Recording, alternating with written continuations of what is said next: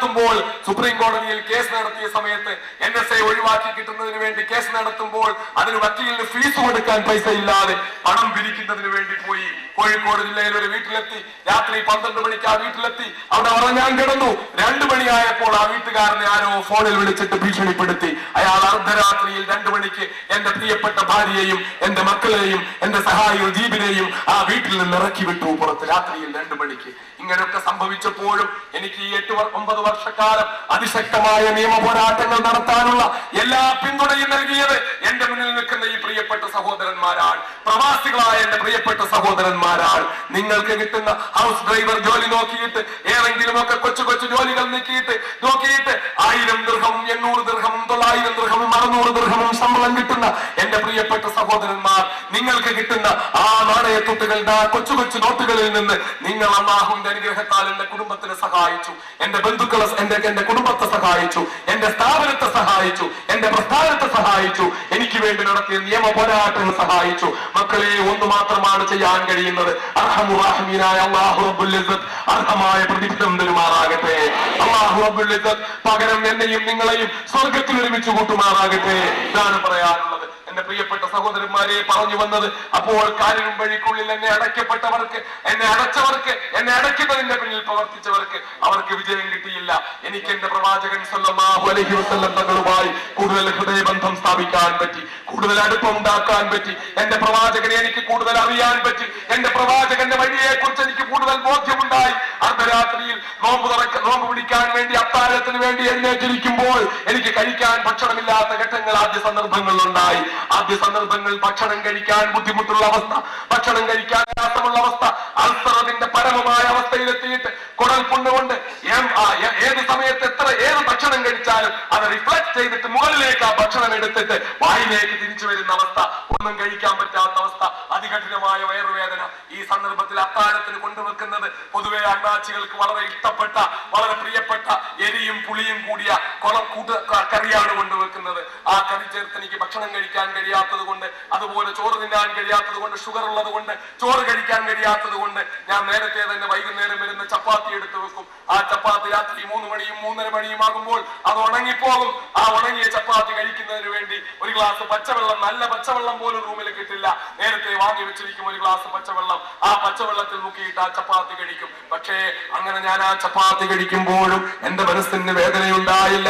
കാരണം ഞാനപ്പോൾ 1400 വർഷങ്ങൾക്ക് മുമ്പ് അങ്ങ് തായിഫിലെ മലഞ്ചെരിവിൽ വെച്ച് എന്റെ പ്രവാചകൻ അഷ്റഫുൽ ഖൽഖ് മുഹമ്മദ് മുസ്തഫ സല്ലല്ലാഹു അലൈഹി വസല്ലം തങ്ങൾ അനുഭവിച്ച കഷ്ടപ്പാടിനെ കുറിച്ച് വല്ലാഹി സത്യം, ആ ചിന്ത എനിക്ക് വരുമ്പോൾ, ആ ഓർമ്മ എനിക്ക് വരുമ്പോൾ, എന്റെ പ്രവാചകനാരാ, ഞാനാരാ? എന്റെ പ്രവാചകന്റെ കാൽ ചുവട്ടിൽ ചവിട്ടി മതിക്കപ്പെട്ട കോടാനുകോടി മണൽത്തരികളിൽ ഒരു മണൽത്തരി കോടാനുകോടി വർഷം അറബിക്കടലിൽ കൊണ്ടിട്ടാൽ അറബിക്കടലിന്റെ വെള്ളത്തിന് എന്തുമാത്രം മഹത്വം ഉണ്ടാകുമോ? ആ മഹത്വത്തിന് അവിടെ നിന്ന് ഒരു തുള്ളി വെള്ളം പുറത്തേക്കെടുത്താൽ ആ വെള്ളത്തിന് എന്ത് മഹത്വം ഉണ്ടാകുമോ? ആ മഹത്വത്തിന്റെ കോടിയിലൊരംശം അബ്ദുൽ നാസർ മഅദനിക്കുണ്ടോ മക്കളെ? ഇല്ല. ആ വിനീതനായ മഅദനിക്ക് പ്രവാചകനെ കുറിച്ച് ഓർത്താൽ പിന്നെ സമാധാനിക്കുന്നതിന് വേറെ വല്ലതും വേണമോ? ഞാൻ ഓർക്കും, തായിഫിലെ മലഞ്ചെരിവിൽ വെച്ച് എന്റെ പ്രവാചകൻ അനുഭവിച്ച കഷ്ടപ്പാടുകൾ, ശഅബ് അബീ ത്വാലിബിൽ എന്റെ പ്രവാചകൻ അനുഭവിച്ച കഷ്ടപ്പാടുകൾ. 3 വർഷക്കാലം പച്ചിലയും പച്ചവെള്ളവും കുടിച്ച് പ്രവാചകൻ കഴിഞ്ഞില്ലേ? 3 വർഷക്കാലം കഴിക്കാൻ വേറൊന്നുമില്ല.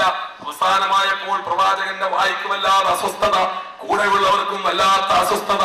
എന്തെങ്കിലും ഒന്ന് കഴിക്കണം, രുചികരമായ എന്തെങ്കിലും ഒരു ഭക്ഷണം കഴിക്കണം, അല്ലെങ്കിൽ ഭക്ഷണത്തിന്റെ രുചിയെ കുറിച്ച് ഒരു ചെറിയ ബോധ്യമെങ്കിലും ഉണ്ടാകണം. എന്താ ചെയ്യേണ്ടത്? അവസാനം അല്ലാഹുവിന്റെ പ്രവാചകന്റെ കൂടുള്ളവർ ഒരു കാര്യം നിർദ്ദേശിച്ചു. മുഹമ്മദേ സല്ലല്ലാഹു അലൈഹി വസല്ലം, ഒരു കാര്യം ചെയ്യുക,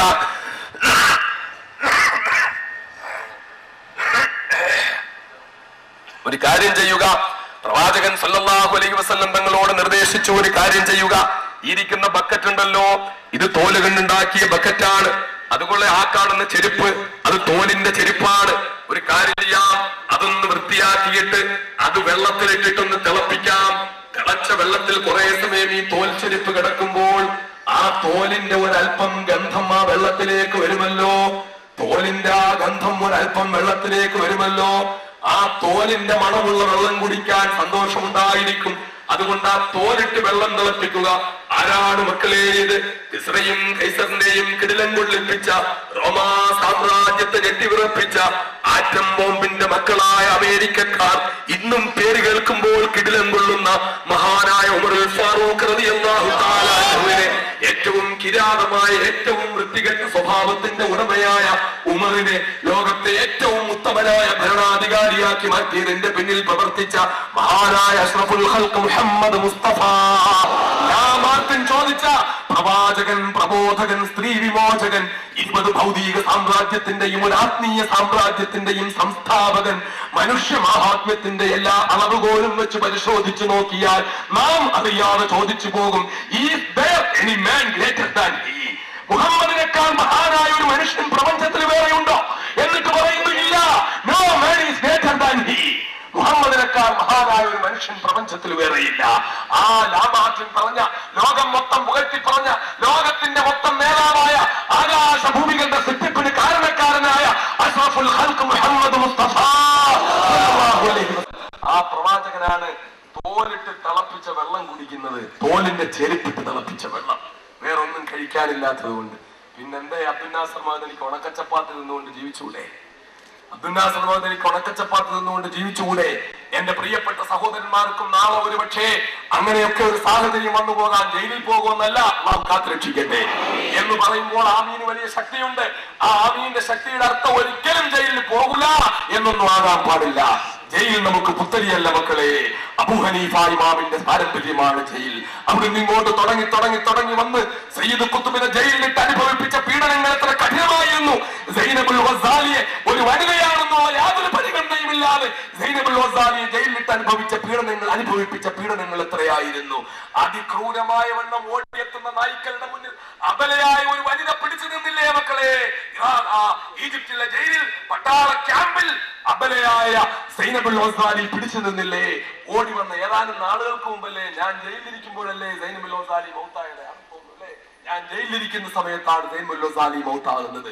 ഈ കാലഘട്ടത്തിൽ ജീവിച്ചിരുന്ന ഒരു അബലയായ സ്ത്രീ, ഒരു പാവപ്പെട്ട സ്ത്രീ, ആ അബലയായ സ്ത്രീ എത്രത്തോളം കഠിനമായ പീഡനങ്ങൾ സഹിച്ചു, എത്രത്തോളം കഠിനമായ ബുദ്ധിമുട്ടുകൾ സഹിച്ചു.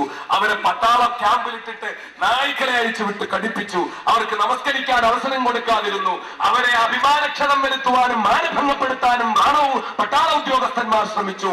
ഇതിനെല്ലാം അവർ അതിജീവിച്ചു. അവരുടെ അനുഭവക്കുറിപ്പുകൾ അവർ എഴുതുന്നു. അങ്ങനെ ഒരു രാത്രിയിൽ എനിക്ക് ഉളൂ ചെയ്യാൻ വെള്ളം കിട്ടിയില്ല, ഉളൂ ചെയ്യാൻ വെള്ളമില്ല. ഞാൻ ഭിത്തിയിലടിച്ച് തൈമം ചെയ്തു. എന്റെ ശരീരമെല്ലാം നായ്ക്കളുടെ കടിയേറ്റ് തകർന്നിരിക്കുകയാണ്.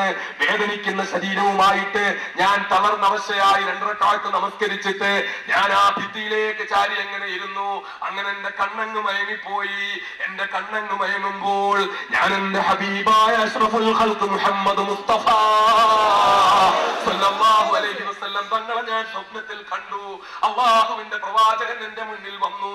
അല്ലാഹുവിന്റെ പ്രവാചകൻ എന്നോട് പറഞ്ഞു, സൈനബേ നീ തനിച്ചല്ല മോളെ, നിന്നോടൊപ്പം ഞാനുണ്ടെന്ന് അല്ലാഹുവിന്റെ പ്രവാചകൻ എന്നോട് പറഞ്ഞു. ഈ നൂറ്റാണ്ടിൽ ജീവിച്ചിരുന്ന അറബി നാട്ടിൽ ജീവിച്ചിരുന്ന, അറബി സംസാരിക്കുന്ന, അറബ് സംസ്കാരം അറിയുന്ന, വിശുദ്ധ ഖുർആന്റെ അന്തസത്തെ മനസ്സിലാക്കിയ ഒരു അബലയായ വനിതയുടെ ചരിത്രമാണിത്.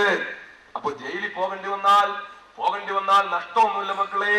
പക്ഷെ അത് അള്ളാഹുവിന്റെ മാർഗത്തിൽ, അള്ളാഹുവിന് തൃപ്തിപ്പെട്ട വഴിയിലായിരിക്കണം. അല്ലെങ്കിൽ നമ്മളെ പോലെ തെറ്റിദ്ധരിപ്പിക്കപ്പെട്ട് ക്രൂരമായ തെറ്റിദ്ധാരണകൾക്ക് വിധേയമാക്കി കൊണ്ടുപോയി ജയിലിലിട്ട് കിടക്കേണ്ടി വന്നാലോ, അവിടെ സമാധാനത്തോടുകൂടി എന്റെ റബ്ബനോടൊപ്പമുണ്ട് എന്നുള്ള സമാധാനത്തോടുകൂടി കിടക്കാൻ നമുക്ക് കഴിയണം. അതാ ഞാൻ പറഞ്ഞത്, എന്റെ പ്രവാചകൻ സല്ലല്ലാഹു അലൈഹി വസല്ലം തങ്ങൾ അനുഭവിച്ച വിശപ്പും, അവിടുന്ന് അനുഭവിച്ച ത്യാഗവും, അവിടുന്ന് ഭക്ഷണം കഴിക്കാനില്ലാതെ അനുഭവിക്കേണ്ടി വന്ന ബുദ്ധിമുട്ടും, അവിടുന്ന് സഹിക്കേണ്ടി വന്ന പ്രയാസവും, ഈ പ്രയാസങ്ങളെ കുറിച്ചൊക്കെ ഓർത്തപ്പോൾ അൽഹംദുലില്ലാഹ് ഉണക്കച്ചപ്പാത്തി തിന്നുമ്പോൾ ഒരു വിഷമവും തോന്നിയില്ല. പിന്നീട് കുറച്ചങ്ങ് കഴിഞ്ഞപ്പോൾ അത്താഴത്തിന് ഒന്നും വേണ്ടാതായി. ആ പാരമ്പര്യം ഇപ്പോഴും സൂക്ഷിച്ചു വരുന്നു. ജയിലിൽ പോകുന്നതിന് മുമ്പ് ഞാൻ വലിയ ഭക്ഷണപ്രിയനായിരുന്നു. ഭക്ഷണത്തിന് വേണ്ടി വഴക്കൊന്നും ഉണ്ടാക്കാറില്ലെങ്കിലും ഭക്ഷണം നല്ലത് കിട്ടിയാൽ, ടേസ്റ്റുള്ള ഭക്ഷണം കിട്ടിയാൽ നന്നായി കഴിക്കുന്ന ആളായിരുന്നു.